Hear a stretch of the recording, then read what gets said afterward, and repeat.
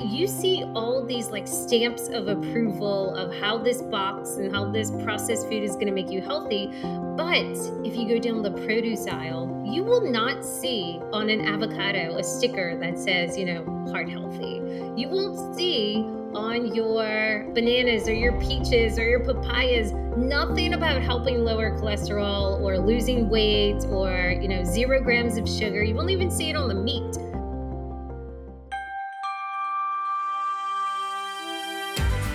You're listening to Wake Up and Read the Labels, your guide to eating simple and feeling good.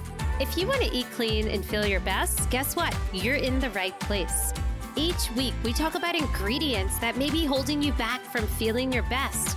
We also talk to some brands that are going against the grain and actually using real ingredients we can recognize. Plus, we're sharing stories with people who are just like you, who actually woke up and read the labels.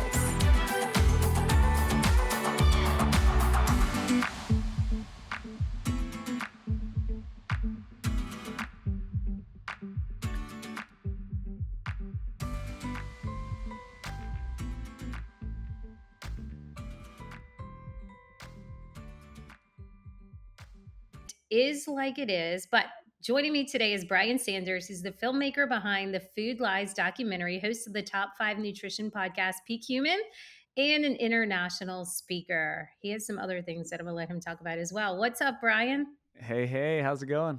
Great. It's nice to have you. When I first found you online, I read that that you were starting this documentary called Food Lies. And I picked my kids up from school. I'm like, hey, kids, guess what? We're going to watch a documentary all about food lies tonight. And they're just like, what, mom? Like, they don't hate what I do, but they're just like, please, not another boring thing about, eat different from everybody else. So, are you currently making that? You're filming it? It's not done. Yeah, it's been a long journey. It started 7.5 years ago, and it was a documentary, and then it turned into a series. So it's 6 episodes. We're done with a couple of them. You can see the trailer on YouTube. It's really good, if you ask me. It's just 3.5 minute little intro, and yeah, it really just is going to dispel all the lies. It's everything that I wanna say. For 10 years, I've been doing this, and it's in getting it all into one audio visual thesis. That's Yeah. kinda what I think of it as. It's like, how can I download all of the best information that I've gathered from all the great people doing the real work, you know? We're interviewing all the top doctors and scientists that have been doing this work forever, and getting it into one place so that someone can understand it. And yes, it's even kids can understand it. It's so easy when you put it all together. And it's fun too. Yeah, it's not going to be boring. There's a lot of great graphics and great interviews and live segments. And yeah, it's taking forever because things change. I've actually made some great changes in my thinking in the past 7.5 years. So I'm glad it took so long, is because when you first do something, you kind of think you have it all figured out. And it's only years later that you start to realize there's more to it. So over that time that we've been raising money, doing interviews, doing all this work, it's gotten a lot better. And now we're at a much better place. And yeah, we're trying to get it Okay. out this year. So I'm excited. It started off as a documentary though, and now it was never released as a documentary, right? It's just now it's kind of tweaking and turned into a 6 series show. Is Yeah, so it's a that right? docu series. So yes, it's still a documentary, but now we have time to do more content. Okay, love this. So you say food lies. What does that mean exactly? Like, is this just, hey, the food you're eating is lying? Is this also things your doctors may be telling you is lying? Is this, what the FDA is certifying as healthy is lying? Like, is it everything? Yeah, it's all of those, definitely. I think the mainstream idea of what is healthy is a lie, and we definitely go. But I mean, there's some truth to it, right? It's like anyone talking about whole foods, that is correct. But the thing is, the food pyramid isn't that. There's a lot of processed foods in there. right? And like a lot of the recommendations you're getting from your doctors are against whole foods that we've been eating forever, like meat and eggs. You know, red meat and eggs are the biggest villains in this world of food instead of the real enemies, which is the processed foods. And some of these processed foods they're saying are fine, right? We call them the fake health foods. There's these, I don't know, like a granola bar, cereal, like at least nowadays people know this stuff that this is cereal isn't healthy. I think. I mean, most people don't know Um, that. I'm willing to bet they don't. Do you know what I mean? It's like the cereal aisle is so long. There's so many options, and people really are eating cereal. In fact, I have two younger children, and I was volunteering one morning, and I walked around the classroom. I was like, "What'd you have for breakfast? What'd you have for breakfast?" I was just curious, and it's amazing. Like, there's probably 20 kids in the class, and I think five went to the gas station. Like the gas station, okay. And then many others, it was just like a Nutri-Grain bar or some bowl of cereal. So I think people are doing it out of I mean, people just don't understand the connection, first of all, right? Parents don't understand, "Oh, if I feed my kid this, I'm gonna have to give them this," or, "If I feed my kid this, they're gonna act like this." But I just think people don't know the connection, unfortunately. Yeah, that's the problem with food is a lot of times, most of the time, it's not an immediate connection. And same thing with me. I mean, I had my health journey and I didn't know because you eat something and then it's months later when you start gaining weight or you have problems with your joints or skin. Even when I was on the quote healthy path, I was drinking these kale and spinach and almond milk shakes every day. Right, and then I learned about oxalates now, and I'm like, "Oh, wow." I was eating maybe up to like 100x the amount of oxalates that you should be eating. You know, Yeah. spinach can be perfectly healthy if you just eat it normally and it's in Right. season and you eat a little bit, Yeah. but if you're drinking it every day in a smoothie, it's terrible, and I got kidney stones are made of calcium oxalate. I had issues with my skin. So this is a huge point. I went to the skin doctor and they said, "What are you talking about? That your diet is related to your skin issues." I'm like, "Oh, well, it seems like, I'm doing this." And the lady was like, "What are you talking about?" And Yeah. she was just like, All right, you don't know what you're talking about. I'm the doctor." It was crazy. Yeah. So wild. Everybody's feeling that way. Okay. So have you I hear you say like, "Oh, I've been doing this 7.5 years, maybe 10 years." What does that mean exactly? Like, what were you doing before? And what got you into being healthy and looking at food and getting to this path? Yeah, well, I started as a mechanical engineer, so it's been a long road since then, but I think that helped me look at the root cause of things, and I didn't get indoctrinated into the medical system, which I think is I've doctor friends, and they tell me they didn't take any nutrition classes. All they do is teach them how to prescribe pills and procedures. So luckily, I didn't get indoctrinated into that paradigm, and I just came at it from an engineering standpoint, and you can see that well, if people eat the wrong things, then that's a root cause of health. It's not that they needed these pills or procedures. It's that just to cover them up. It's that we need to address the root cause. So yeah, that really helped me start this. So that was about 10 years ago when I woke up to this stuff. I actually lost both my parents around that time. And they had these chronic diseases that people just say are genetic. And looking back, I looked at their medical records and then I'm putting things together now that I know all this stuff. Like, oh, wow, they had pre-diabetes. They had all these problems. They were just gaining weight. They weren't obese, but they're perfectly normal parents, right? In their 50s and 60s.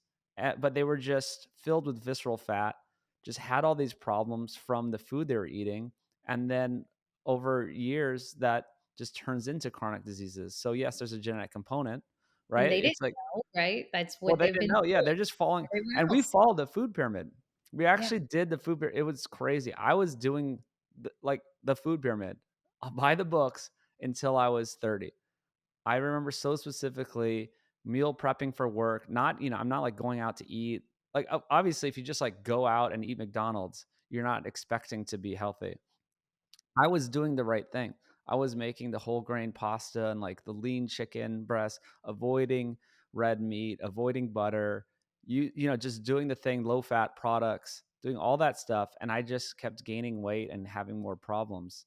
And Yeah, then everybody's like, "What do you mean whole grains is not healthy?" Like, we have to eat whole grains. it's indoctrinated into you forever. You have to eat whole grains, and then yeah, I looked in the whole history of it, and grains is a long story. It just came about because of agriculture 12,000 years ago, and we just had a lot of them. It wasn't because they were healthy or because they were particularly nutritious. It's just because we found out how to grow them, and then you could store them, and you could accumulate wealth by storing them. And then yeah, so that's why. And yeah, there's a lot. This is one of the food lies. I mean, fiber, like people, oh, whole grains is fiber. Fiber is okay. It's not like especially magical. It's a indigestible substance, but eating fiber means you're eating whole foods, right? So this is what I've come to find that yeah, there's a epidemiology, there's associational studies that show people who eat more fiber are healthier. Again, I have no problem with fiber. Fiber is great because it means you're eating foods that are intact. So all that says is people who eat foods that are intact are healthier. I'm like, yes, I know. But the government's telling you have to eat whole grains because there's fiber. And it's just like backwards thinking.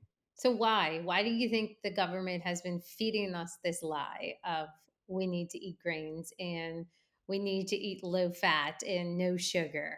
Because well, it goes back to what I was talking about 12,000 years ago. The first government started because they could accumulate the richest people on earth could accumulate the wealth from storing grains and harvesting them. So that's still kind of the same thing today is we have these big systems that profit off of the grains and we have a ton of land in the US and there's tons of subsidies and it's just about money. Yeah. And you know what most people don't realize is when they do go to the grocery and they're buying their English muffins or they're buying their honey wheat toast or their whole grain bread, they're different brands, but they're actually under one umbrella brand and they're using the same exact ingredients, but selling it to you as in a different way. Right? Exactly. It's just a scheme. And I realized that I tried to start my own company selling meat, just regenerative, like good meat. There's no profit margin on it. I never made any money. We actually stopped selling meat. And then I realized, oh, that's why they're pushing the grains. That's why they're pushing the cereal. The cereal costs about what, five cents. The box probably costs more than the cereal.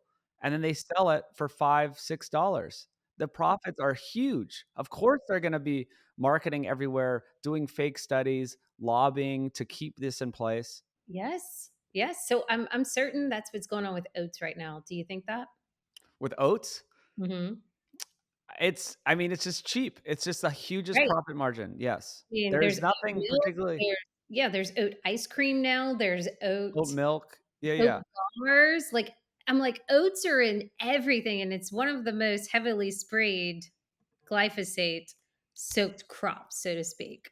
Yes, I just saw that there was another study about oat milk and the connections to colon cancer. And it's Mm. Is it probably to do with something to do with the glyphosate and pesticide? all these Yeah. pesticides. Yeah. Yes, it's like too much consumption of that. It's so wild. So wild. I love this. Okay. The other thing I wanted to ask you was, so you told me your story, got that. Hmm. Do you think that the food industry designed this, like wanted it to be this way? Or has it just been evolution of they figure it out, they can make a bunch of money on grains? Like, is this intentional for us to be so sick? I think now it's gone to the point of being intentional, but I don't think it started that way. So it's kind of both. I think it started in the 50s and 60s. We didn't know what was causing heart disease. And then I think the more I look into it, the more I think, oh, I think it was pushed in a certain direction. That it was pushed in the direction of low fat. Oh, fat is bad.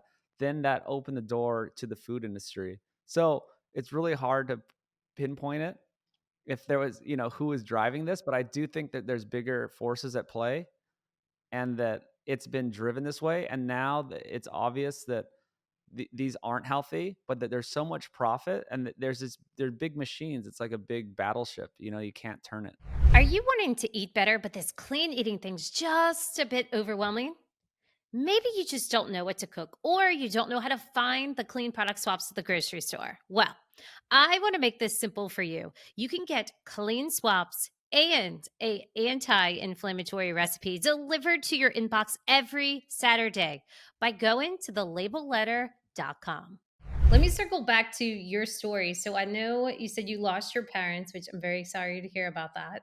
And is that like ultimately you started figuring out, wait, did the food drive these diseases? Like, when did you start? Because I know my own story, and it was this pivotal moment when I discovered like what's really in food and how to read the labels.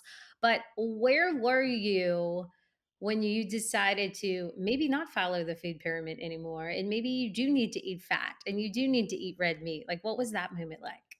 Well, yeah, that was around the same, it was 10 years ago. It's going on 11 now. And I actually should credit my friends that did it first and Mark Sisson. He wrote the book Primal Blueprint. Anyone should look up Mark Sisson. He's 71. He's super healthy, super strong, thin, muscular guy. And he's just been doing this for 20 years. And I read his book. I'm like, oh, this makes so much sense. And the culmination of the book was really just avoid sugar, flour, and oil, the highly processed foods, and do some simple things like get outdoors, exercise, stuff like that. And I finally did it when I was about 30, right? This was the same time that I was just having all these conditions, problems, gaining weight, and everything reversed. It was just almost magical, where it was just a few months and I was back at like my high school weight and feel. And like some of these chronic conditions went away. I had overuse injuries, acid reflux, all this stuff just went away. And it was just so amazing that I wanted to tell people. Okay, so did you just start telling your friends? Did you start an Instagram account? Like, what'd you do? Well, 10 years ago, yes, I just talked to other people if they'd listen. Then 7.5 years ago is when I just decided to make a website, foodlies.org, that still exists, just how I set it up 7.5 years ago. And yeah, I just started interviewing people. I just started contacting doctors that I respected. And I said, hey, do you want to be in this film? And then, yeah, I just started the Instagram out of nowhere. I was just a random Joe with no followers. And yep, it just happens. So, did you feel like a loner? Or did you feel like my family and friends used to call my husband and I freaks? And whenever it was like Thanksgiving, we'd come over with our different chips, or I made my spinach and artichoke dip from cashews, or I used, a different type of butter. They're like, "Oh, here come the freaks with their freak food." But everybody else in the room is actually taking a nap after they eat and unbuttoning their pants, right? And they're all on medications. And we're like, look over here for a moment. Like, we have energy. We're the ones that want to go play with the kids after. So, what was that like for you when you started changing? That's the problem. That's what I was talking about with food is that the connection doesn't exist because it's so slow. It's such a slow process. And a lot of people will blame genetics. That's a huge cop out, right? So your whole family is like, oh, well, she's just lucky because she just got the good genes in the family, or she's just not so easy for her. This is what everyone says this whole time. And they just say that I have good genetics. Well, I don't. Both my parents are gone, and my brother has not been on this path. And people think he's 5 years older than me, but he's 3 years younger than me.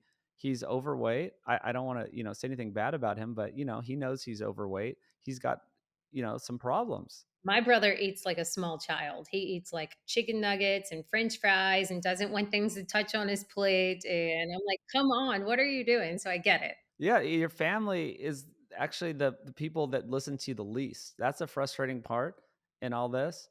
And luckily, my sister got on board because actually her friend followed me. So there's some third party validation. So all of a sudden, her good friend was like, oh, this guy's, got some good stuff. Okay, what is one food everyone should stop eating now? Ah, well, just grain products. If that's a food, I just say bread. I don't know. Just any like bread, it's just so worthless. It's the problem is it's so ubiquitous and it's so worthless.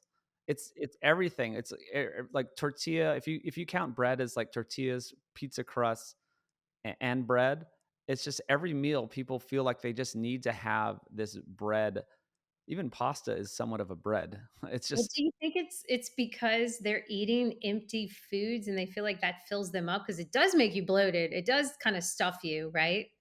Like, yeah. why? Why are people craving this? I mean, I know craving sugar, like, what is it?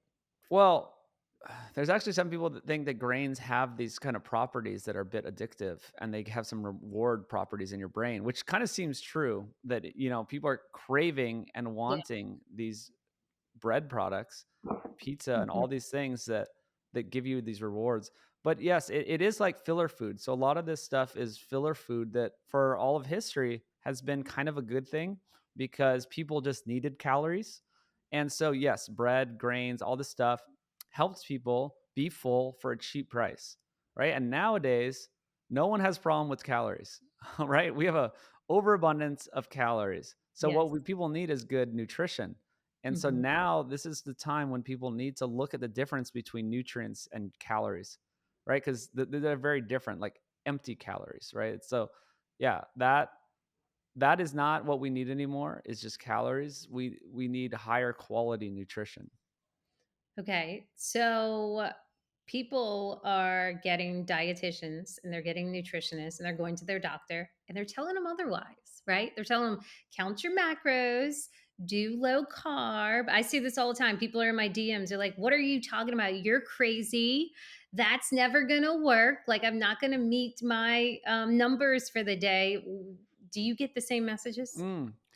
Absolutely. So yeah, I hate the calorie paradigm because that's exactly what I just said. There's a difference between nutrients and calories, right? Like this is the simplest example. Okay, a donut has X, like say there's a 500 calorie donut. Yeah. 500 calories of shrimp is completely different. Uh huh. It's undebatable. And I don't know why dietitians don't understand this and they're just talking about cutting calories. Because are we saying, okay, well, these calories are the same? Because, shrimp, it's 20 Them, shrimp. I think it is, right? I It's mean, 20 shrimp. Yeah. So we're showing this not. graphic in the series. It's 20 shrimp is the same amount of calories as a donut, like a smaller donut. Mhm. So why are we even comparing these? Why are we talking about calories? Is the most meaningless unit. Right. It's like you need to look at, and no one's sticking to these diet plans. So if a dietitian can design a plan and it's like, oh, well, this is 1,200 calories, and if you eat this, you're going to lose weight. This doesn't help people because it's impossible to stick to because they're not being filled up. They're not satisfied. They don't like the food, right? Just because you put something on paper doesn't mean that that is going to be what you're going to do. You need to be realistic. That's why I tell people to lose weight when I want to lose weight. If I, you know, go off the rails for some reason, I change the food. I change what I eat, not how much I eat. But so Mhm. by changing what you eat, or this is my advice to people: change what you eat, not how much you eat, because it will follow. If you eat the real foods, if you are eating meat and eggs and just whole foods, you will eat less empty calories. You will be eating more nutrients and you'll be eating less empty calories. That's why bread is so worthless. It's just sort of empty calories. If you get rid of that, then you're going to eat more, hopefully, stuff like eggs or meat or fish or something Yeah. that's giving you protein and nutrients. And then that's how you lose weight, right? You're going to lose weight by being full, by eating these foods, by getting more of the nutrients for less empty calories. Yeah. So 100% agreement. Someone would tell me, which I'm sure you've heard this as well, is but it costs a lot of money to eat healthy, right? It's way easier for someone to stop and buy that $2 donut than it is for them to buy 20 shrimp and go home and cook it in a really good oil. So, what do you say to that? It seems more expensive at first, and you just have to change your habits. And I do this on a very cheap budget. I buy just single ingredient foods. It's just about changing the way you do things. And yes, you can't just pull through a convenience store, gas station, McDonald's and expect that yeah, it's going to be, if you stop doing that, that it's going to be easy or cheaper. But if you're meal prepping, you can cook a lot of food on a Sunday and then you could pack it and or put it in a big container, and then it can be even easier than pulling through because you don't have to pull through anywhere.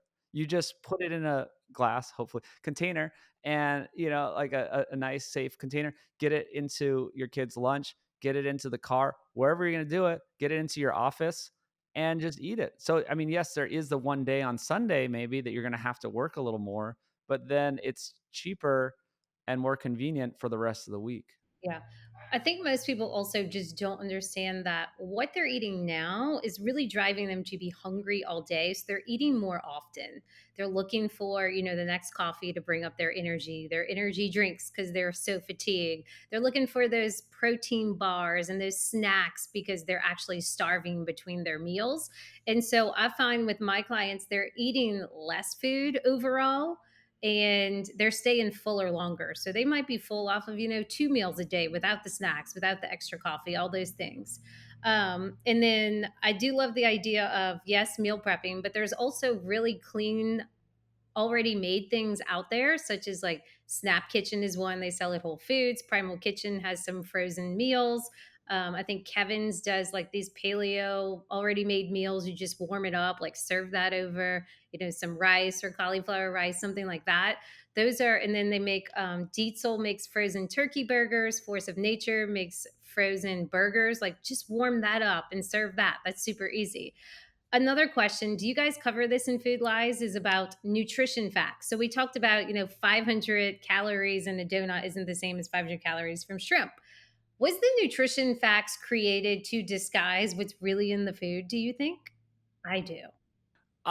It is a bit distracting. Like now looking back on it, it seems that way. It's hard to say because sometimes people just have good intentions and they just don't know what they're talking about. Okay, Sometimes it's just government. I, true, I don't think the government's good at true. their job. It's like they really have no incentive to do a good job because they're going to get paid either way. Yeah. Right? And so why and so it just seems like they're doing something. A lot of time the government's just like, we need to do something. Yeah. Oh, people are eating many calories. Or it's like the simplest thinking. Wow, people are fat. Okay, how do people get fat? They eat too much. Okay, Hmm. so we should just put calorie labels on things. That is Hmm. the most meaningless thing. So they have the 100-calorie snack packs. That Yeah. doesn't mean anything It, because all they did was reverse engineer how much to put in the snack pack to make it 100 calories. So mhm. then you have to eat 2 or 3 of them to be full, or you try to eat one of them and you're starving an hour later and then you eat another one. It makes no sense. It's just not a unit of measurement that the human body recognizes. Human body recognizes satiety. So there's satiety signals from eating real foods.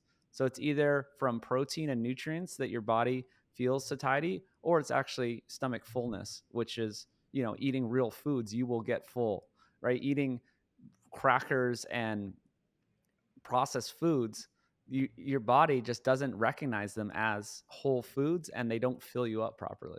Clean eating is confusing. Let's make it simple. I got you covered with my new Read the Labels app. Just head to the App Store, search for Read the Labels app, and start scanning your groceries to see if they're clean or not clean. Don't you think it's wild that on pretty much every food package, the nutrition facts is so big? Like it's there. It's got the numbers on the front. It'll tell you how much protein's in it, how many calories are in it, how much fat is in it. And then the ingredients, you literally need to like take out a what is it called? Not a microscope. Oh yeah, I love magnifying glass. Yeah. Yes, a magnifying glass to read the ingredients. Like, what is up with that? Yes. So I have a famous quote that people have been stealing for years. What's that? It's 90 calories sells a lot better than 30 ingredients.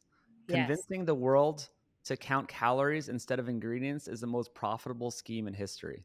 true. So that quote has been stolen a lot of times, and I always catch people and and I'm like, hey, that's my quote. I'm like, just credit me, please. I don't care. Just credit me. Right. But it's that exact quote has been copied many times, and I stand by that. And it's Yeah, just yeah, that's like, what if these people were really grabbing their snack or their cereal, and on the front it said, "Made with 42 ingredients your body can't recognize." Like, wouldn't they stop in their tracks and be like, "Wait, what? What? Are you serious?" I think about this a lot and like, what is the system? Like, how could we, like, show and it's not easy, but, I mean, I think it's about showing, like, what your body actually wants is protein, vitamins, and minerals. Mhm. Right? And of course, some energy from fats or carbs, obviously to run itself through the day. But really, Yeah. it needs proteins, fats. I mean, protein, well, yeah, some essential fats, but protein, vitamins, and minerals. So if there was some sort of way to show that it has these good things, these nutrients, and maybe not all the excess calories and not excess ingredients, that would be helpful. So whatever format that's in.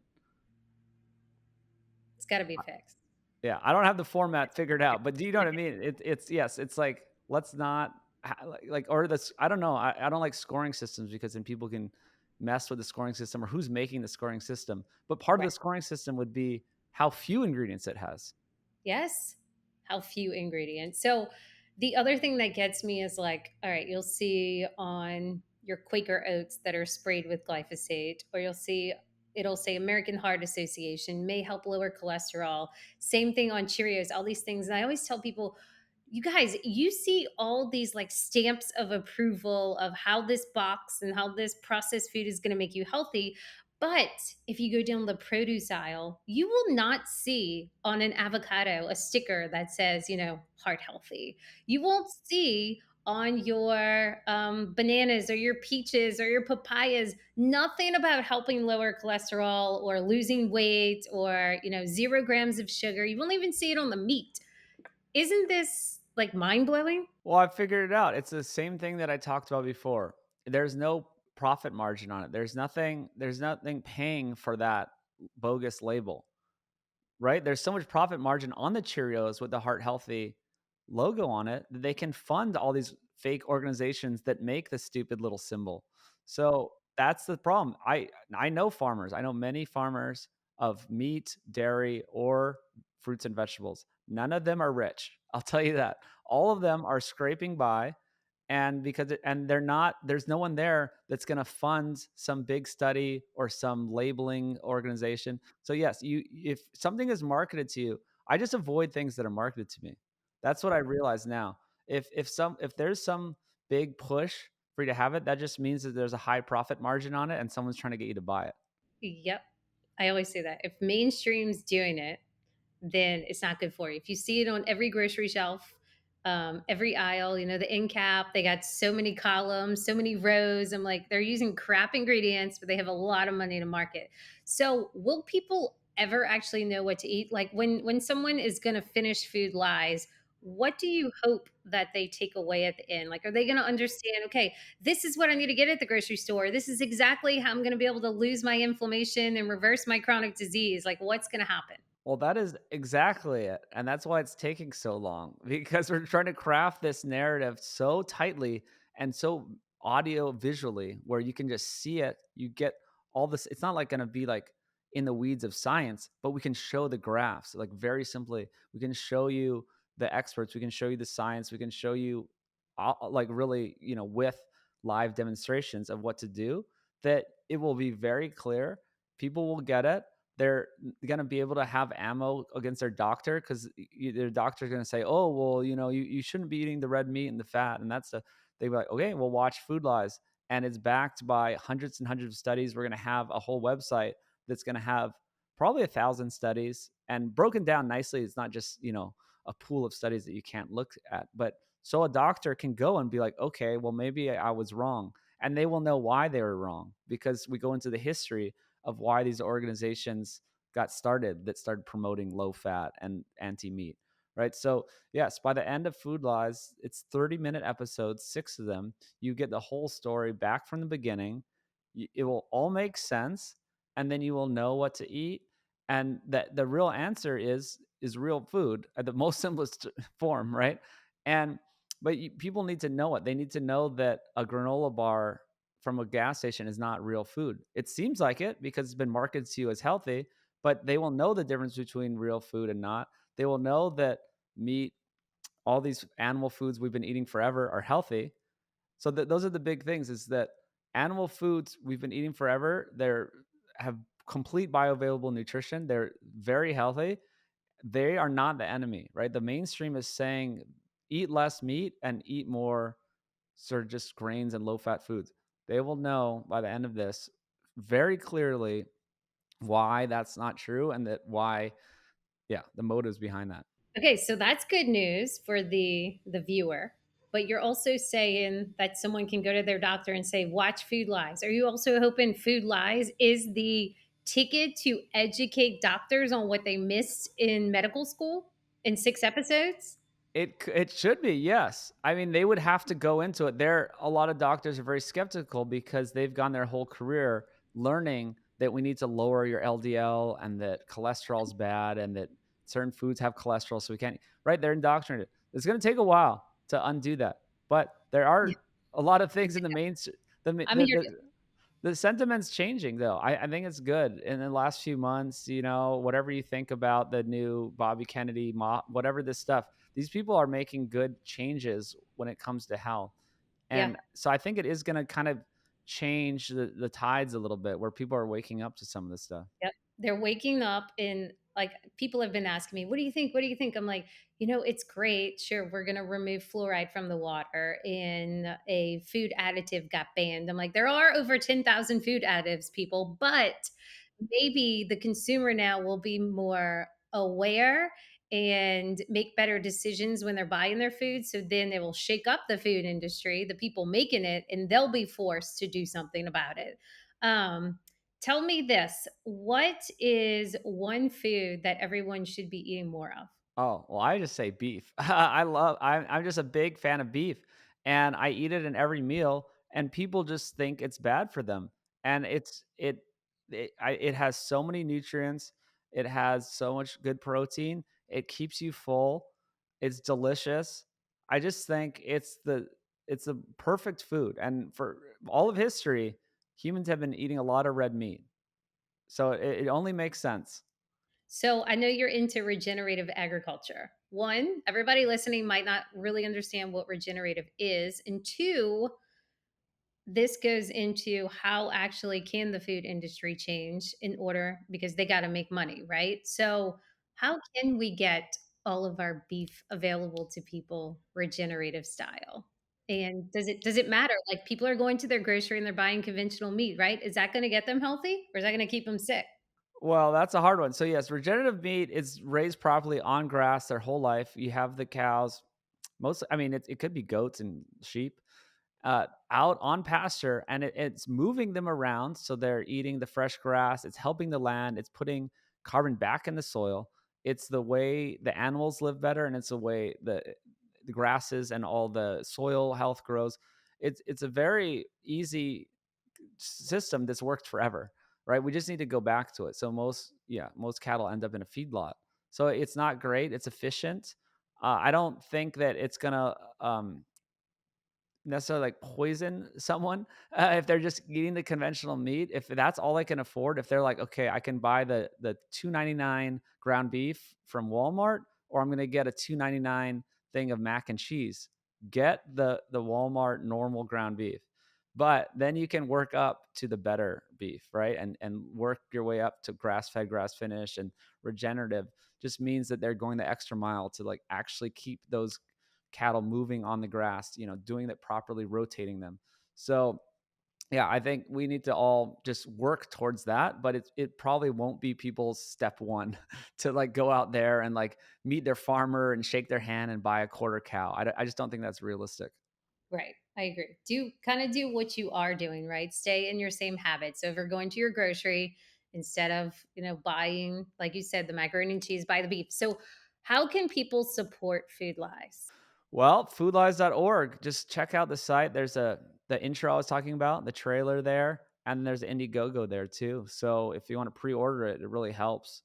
You're going to get it before everyone else, and it's not much money. It just helps us make it. Awesome. Do you still do the nose to tail thing? Yeah, so yeah, we have body care products made from beef tallow, and then we have dried beef biltong, which is a South African version of beef jerky with no added anything. It's just beef and vinegar and spices. There's no added sugars or nitrates or anything. So yeah, people should check that out at nosetotale.org. We're talking about like making it easy. Well, yeah, if you have a bag of dried beef, that's just good nutrition that'll fill you up. Yeah, have it in your purse, have it in your car, give it to your kids before their sporting events instead of, giving them the Gatorade and the other junk they're getting. I know I'm fully aware. Um, okay. Brian, are you aware of our app that just came out like 3 weeks ago? No, tell me more. Yes, so it's called Read the Labels, and it's a food scanner. You basically download it on your phone, and you can scan all your groceries. Like this was one I did earlier at the grocery, Mm, and it'll tell you if the ingredients are good or not good, and if the product is clean or not clean. So it's pretty cool for everyone listening. You can go find Read the Labels app. It'll help you understand what the heck you're looking for. And it's kind of mind blowing. If you scan your macaroni and cheese or your cereals, you're going to see, the synthetic vitamins are going to be highlighted red, or mm. the artificial sugars, the grains, all the things are highlighted red, and you can click it and see what's wrong with it and sources to it and all that stuff. It's pretty cool. Wow, I love that. Yeah. Okay. So, Brian, it's been so great talking to you. I love seeing what you post on social media. And for everyone listening, all of Brian's information will be linked beneath the podcast. You can go check out Food Lies and pre order to support them. And I look forward to seeing the show. When do you think it's going to launch? Oh, it's so hard to say. We're looking for producers still, trying to help get it out there, connections. Hopefully Netflix or Amazon Prime. Yeah. Maybe by the end of the year. We'll see. Okay. So exciting. Well, I appreciate your time, Brian. It's been great connecting with you. All right. Thanks, Jen. Thanks for listening to this episode of Wake Up and Read the Labels. If you like this episode, guess what? We want you to share it. We'd love that. Share it with a friend and leave us a review. You can subscribe in Apple Podcasts, Spotify, or really wherever you're listening to your podcast. For more information, visit us at wakeupandreadthelabels.com.